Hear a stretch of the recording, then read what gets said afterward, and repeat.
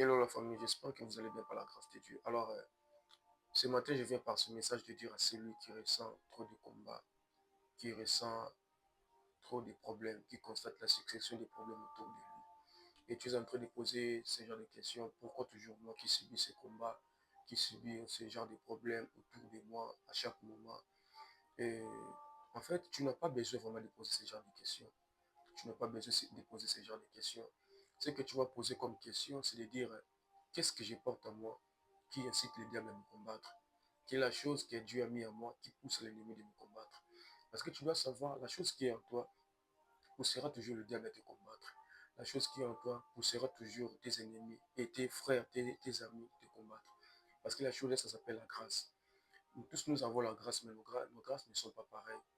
Et ta grâce ne te laissera pas en paix pendant que tu es sur la terre des hommes. Et ce que la Bible nous parle du livre d'Ésaïe 9, Christ, quand il sera venu, son nom sera appelé le prince des paix. Et la Bible nous fait comprendre que quand Christ est venu jusqu'à sa mort, depuis le premier jour de sa naissance, Christ n'a jamais vécu la paix. Christ n'a jamais vécu la paix jusqu'à ce qu'il était mort. Christ n'a jamais vécu la paix. Mais celui qui devait être appelé, il était appelé le prince des paix. C'était pourquoi, par rapport à la chose qui était en lui. Et tu sais, quand la chose que Dieu a mis en toi est tellement vraiment forte, tu ne vivras pas comme tout le monde. Tu n'auras pas de genre de combat comme toute autre personne parce que tu n'es plus comme ces personnes-là. Et la chose qui est en toi est énormément forte. Et le diable sait que les jours où la chose-là sera sortie, sera présentée dans le monde sera en étonnement. Le monde va crier. Et c'est pourquoi tu es en train de constater beaucoup de combats. Parce que le diable sait que tu es une personne forte. Alors, qu'est-ce que Jésus a fait? Jésus n'a pas fixé son regard sur ce combat, mais Jésus a fixé son regard sur la chose qui était en lui. Et c'est alors que Jésus avait vaincu. Et ce que toi aussi tu vas faire, tu vas demander à Dieu, Seigneur, accorde-moi, donne-moi un grand cœur de pouvoir supporter ce combat, de pouvoir supporter ses ennemis.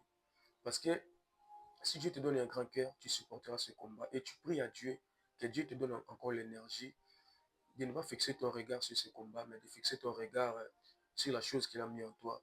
Et si tu fixes ton regard sur tes combats, tu n'auras pas le temps d'adorer Dieu.